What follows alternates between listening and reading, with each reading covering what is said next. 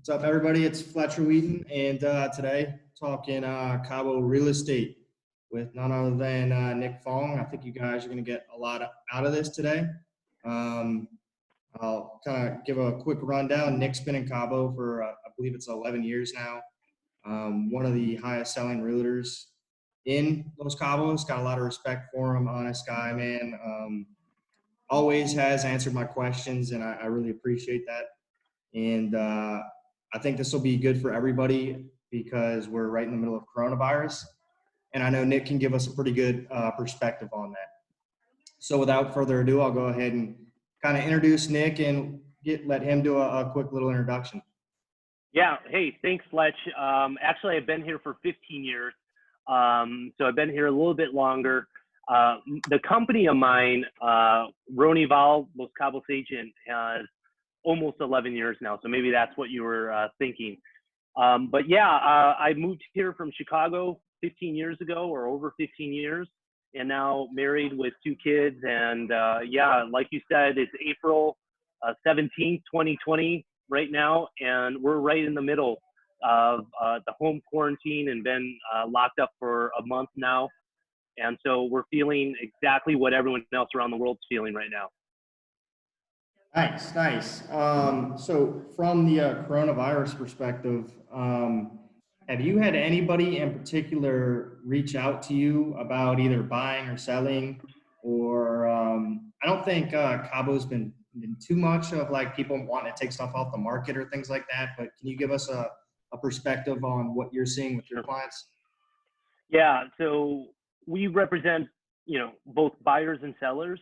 What we're finding right now is buyers are contacting us with not a lot of buyers, but there are buyers, investors, people that are sitting on cash that know the Cabo market, know the resilience of the Cabo market, have seen it through the Great Recession back over a decade ago, which I was here for, and are looking for a deal. And so we have some investors that are trying to buy things at a 40 or 50% discount. Right now, that's not our market. It's not the market that we're seeing in the States. It's not the market we're seeing here locally in Los Cabos. I can tell you that all the indicators are in line with what most buyer investors are thinking, which is the indicators of buyer traffic. Traffic is way down, 80, 90% lower buyer traffic. And that's buyer traffic actually looking at properties, both virtually or in person. So my office, over 30 agents, were all home quarantined. And so we're allowing people to access properties and getting creative in terms of not being present during some showings. But the majority of the showings that we're doing are all virtual. And so we're spending a lot of time leveraging the technology like Matterport virtual tours, Zoom video conferences like the one we're on right now. And not only 80 or 90% of the buyer traffic has dropped in the last weeks, but also we're seeing a huge drop in the number of properties going under contract. And percentage-wise, there's as many as probably 95% drop in terms of properties going under contract, with some positivity in that this past week we've seen a large spike up of around 5 times more properties going under contract in the last week here in Los Cabos, as reported by our MLS. But when you drop by 95% to typical averages and you go up 5 times, 500%, you're still well below what you normally would be in terms of a market. Okay, nice, all interesting stuff. So you haven't had anybody reach out as far as like a panic sell or anything like that? There are a couple. We are over 600 agents in our local MLS, and we are very tight and we communicate amongst each other. And here and there, but I would say we're single digit, if I'm going to guess, 2 to 3% maybe of the sellers are in that kind of situation. We had one property owner that was in that situation. They did a price reduction. They did special incentives for a buyer the main incentive that we're seeing in this market is sellers willing to finance a buyer, whereas before they weren't. And the first property we did that 2 weeks ago, we're gonna probably get an accepted offer this weekend because we got 3 offers on it. Nice, nice. And just for out of curiosity, seller financing like that, for example, that particular house, what is that, like 5 years or 10 years or what? On this particular property, it was 3-year financing, and that's typical. And even pre-corona, financing tops out 5 to 7 years, and then interest rates range anywhere from 4 to 7%. And some sellers are willing to do an extended loan amortization with a balloon payment in that 3 to 5 year time period. So to, like, for example, a 15-year loan, 50% down, 5% interest with a balloon in 3 years. So the buyer is able to lower the monthly payment. And mainly right now, what we're seeing is the buyers, they got hit hard in the stock market. You know, they're less liquid, and they're at home like all of us. Their businesses are suffering, whether they're restaurant owners, bar owners, any kind of brick and mortar type business. And so they're wanting to hold on to more cash, but they're also wanting to take advantage of potentially getting something, if we're talking the Cabo market, maybe 10, 20% off of normal prices. Nice, nice. All right. So I was gonna ask you if you thought there would be like some of the real estate that I followed in the States have talked about possibly like, you know, the second half of the year providing discounts. I know Cabo is different. We've discussed how the U.S. and Cabo market is quite similar as far as having the U.S. buyer. We personally really, now that I've looked back on it, Nick, in 2016, well, really, you had Odile come through in, I believe that was 2014, right? Right. And that kind of had a little dip down like that. And from my perspective, you know, that's really how we got into the Cabo market because there was good value. So do you see any perceived possibly that like second half of the year, you might see some people say, okay, maybe it's time to sell.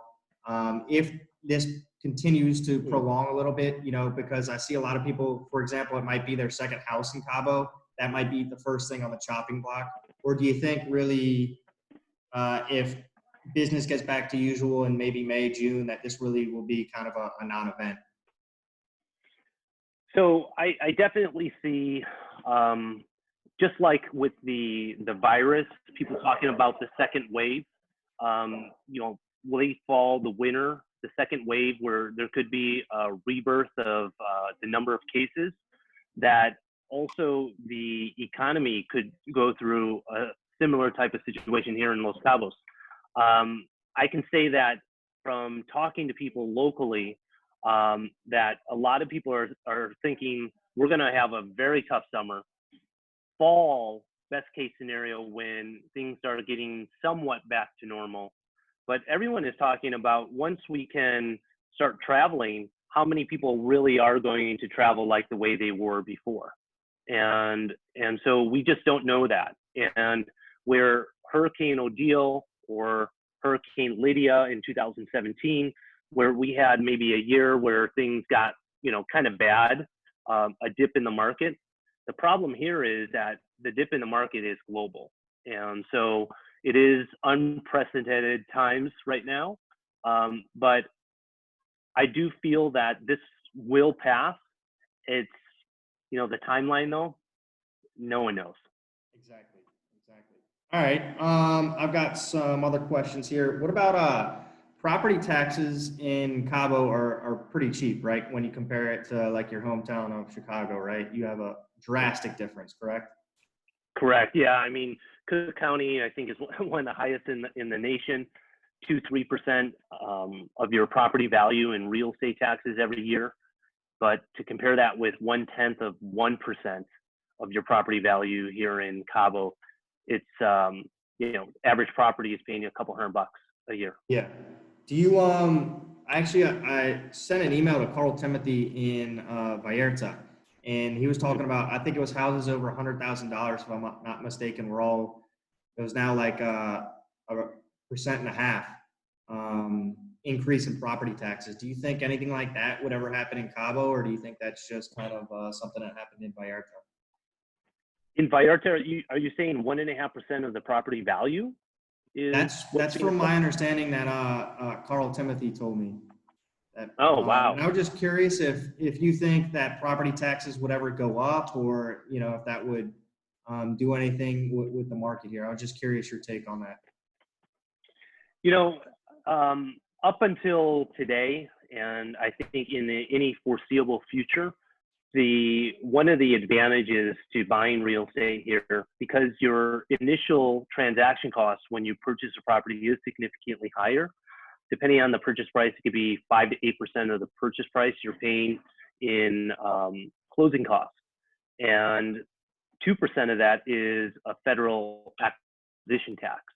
And to counter that, though, every year that your real estate tax is only 0.1% compared to 2% or 3%, what you would pay back home, after a few years, you've more than made it up, right? And then you're that much in the money in year 4 or 5 of ownership.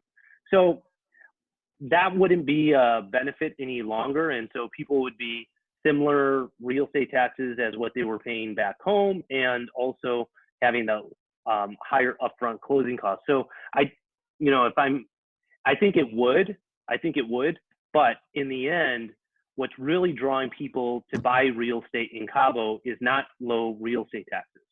What's drawing people here is the airlift, the access to back home, whether it's in the States or in Canada, the weather, the low cost of living, the great people and culture, the food.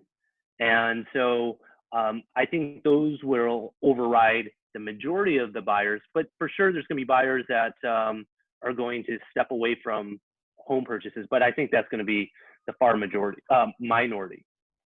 Yeah, well said. Well said. I agree on that. The next thing I got up is financing in Cabo. I actually had somebody reach out to me about this earlier. Do you know anybody that uses bank financing either within Mexico? Yeah. And also, I know you have a relationship with Global Mortgage, and if Yep. you can just kind of speak to that. Yeah. So some of our buyers do get bank financing. They're typically Mexican citizens or expats that have established credit and are permanent residents here in Mexico.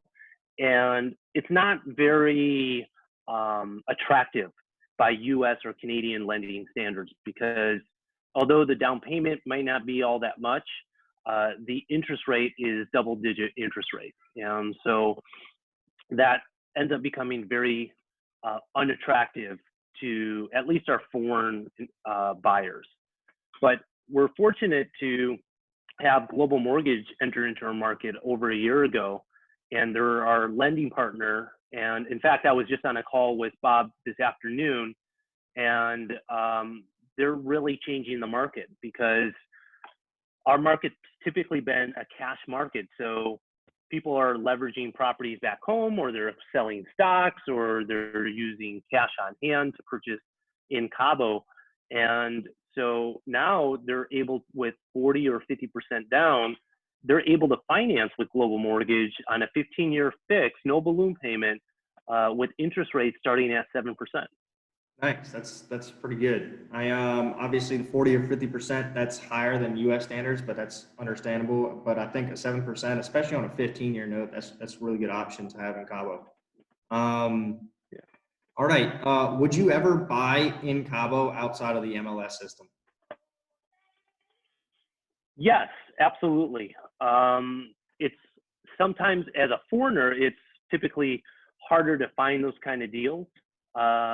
Working with a real estate agent, a real estate professional, definitely helps, because many times owners don't want to put their properties in the MLS. So I would estimate maybe 50% of the transactions that happen, maybe even more, aren't registered in our local MLS system. And so if you're looking for a property that is not in the MLS, I would still use a real estate professional because they're going to be able to look out for your best interests and make sure you're not getting into a situation where you're purchasing a property that doesn't have legal title. Or I've seen it where a seller is selling it for a second, third, or fourth time under a private contract and never giving title to any of these buyers.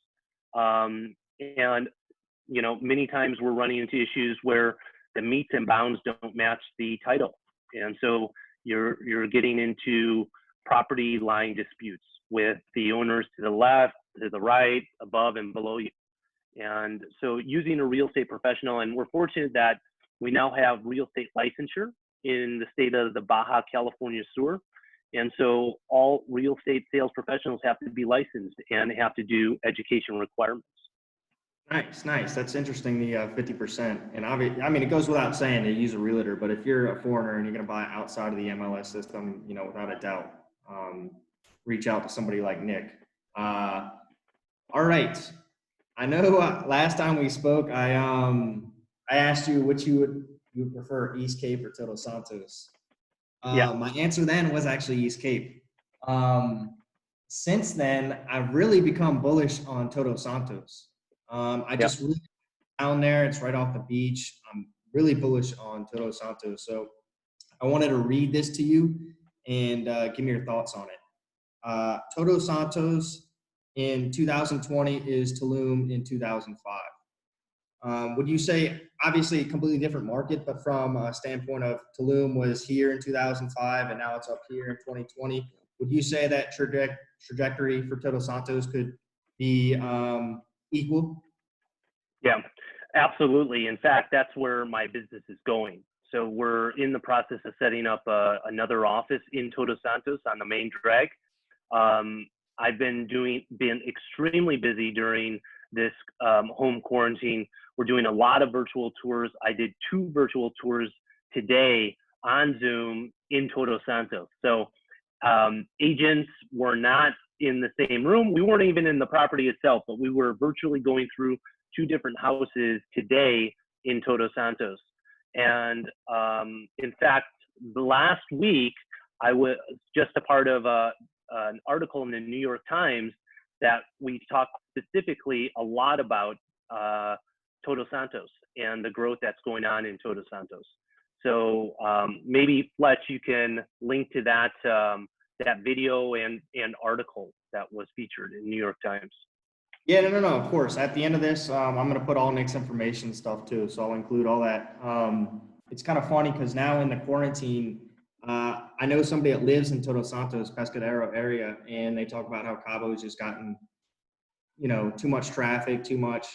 And I'm kind of like, all right, it's kind of like this old timer, you can say that about any city. But now that we have this quarantine, I'm like, man, now I kind of know what these people like 30 years ago in Cabo were talking about, man, because it's actually, all issues coronavirus aside, man, having, Cabo not as full actually has its benefits from an enjoyment perspective. But I'm really bullish on Toto Santos. And in fact, we're actually kind of looking at a property there. And after the video, sometime I'd like to talk about that with you. Next up.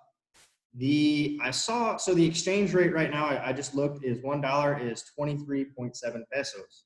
Before coronavirus, it was kind of like 19, 18 and a half, somewhere around there. So let's say maybe you got 20% gain in the value of your dollar relative to the peso.